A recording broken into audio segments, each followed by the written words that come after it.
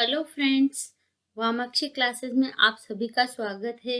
मैं संगीता आज आपके लिए हिंदी व्याकरण से संबंधित विकारी और अविकारी शब्द लेकर आई हूँ। अगर आपने अभी तक मेरे चैनल को सब्सक्राइब नहीं किया है तो please subscribe my channel and press the bell icon for notification. चलिए शुरुआत करते हैं।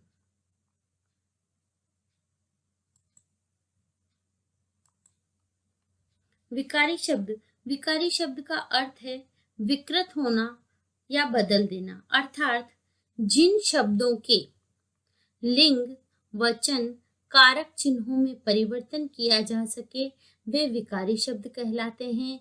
उदाहरण, लिंग के आधार पर परिवर्तन।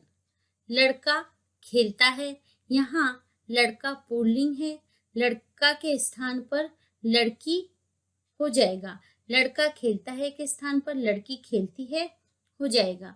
वचन के आधार पर परिवर्तन। लड़का खेलता है, यहाँ लड़का एक वचन है तो लड़का के स्थान पर लड़के बहुवचन हो जाएगा। लड़के खेलते हैं हो जाएगा। कारक के आधार पर परिवर्तन। लड़का खेलता है, लड़के को खेलने दो, यहाँ को जो है वो कारक चिन्ह है। विकारी शब्द के चार भेद या चार प्रकार होते हैं: संज्ञा, सर्वनाम, विशेषण, क्रिया। संज्ञा उस विकारी शब्द को कहते हैं जिससे किसी व्यक्ति, वस्तु, स्थान और जीव के नाम का बोध हो, उसे संज्ञा कहते हैं। जैसे लड़का, लड़की, नदी, नदियां, पुस्तक, पुस्तकें इत्यादि। सर्वनाम, जिन शब्दों का प्रयोग संज्ञा के स्थान पर किया जाता है उन्हें सर्वनाम कहते हैं। जैसे मैं, मुझे, तुम, तू, तुझे, हम, हमारा, वह इत्यादि। विशेषण, जो शब्द संज्ञा या सर्वनाम शब्द की विशेषताएं बतलाते हैं उन्हें विशेषण कहते हैं। जैसे अच्छा, बुरा, मीठा, खट्टा इत्यादि। क्रिया, जिन शब्दों से किसी कार्य का होना या करना व्यक्त हो उसे क्रिया कहते हैं। क्रिया शब्द है खेलना, आना, जाना, बोलना, पढ़ना, हंसना इत्यादि। अविकारी शब्द इसे अवयव शब्द भी कहा जाता है। जिन शब्दों के मूल रूप में परिवर्तन या विकार उत्पन्न नहीं होता उन्हें अव्यय या अविकारी शब्द कहा जाता है। जैसे यहाँ, वहां, जहां, कब, कल इत्यादि। इन शब्दों में कोई परिवर्तन नहीं होता, ये शब्द ज्यों के त्यों ही बने रहते हैं। अवयव शब्द के चार भेद हैं: क्रिया विशेषण, संबंध बोधक, समुच्चय बोधक एवं विस्मयादि बोधक।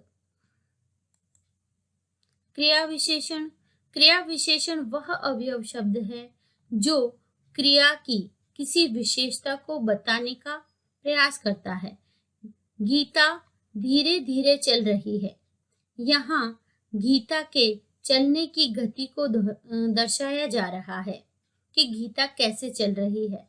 संबंध बोधक अवयव वह अवयव शब्द जो संज्ञा, सर्वनाम शब्दों के बाद जुड़कर उनका संबंध दूसरे वाक्य से जोड़ते हैं, संबंध बोधक अवयव कहे जाते हैं।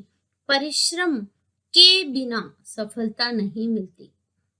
समुच्चय बोधक अवयव दो शब्दों अथवा वाक्यों को जोड़ने वाले अवयव समुच्चय बोधक अवयव कहे जाते हैं।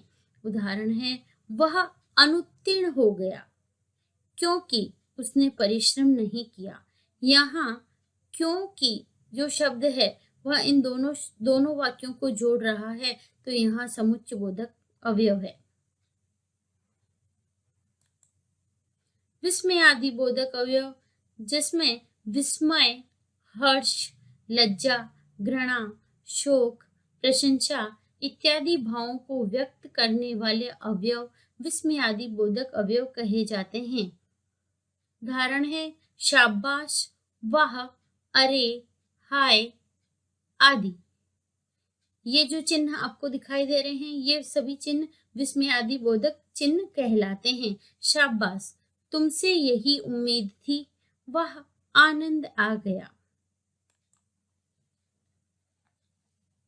मैं आशा करती हूँ आपको यह वीडियो पसंद आया होगा, तो इसे लाइक कीजिए, शेयर कीजिए, और अगर आप मेरे चैनल पर पहली बार आए हैं तो इसे सब्सक्राइब करना न भूलें। और आगे मैं इसी तरह हिंदी व्याकरण से संबंधित वीडियोस लाती रहूँगी। धन्यवाद।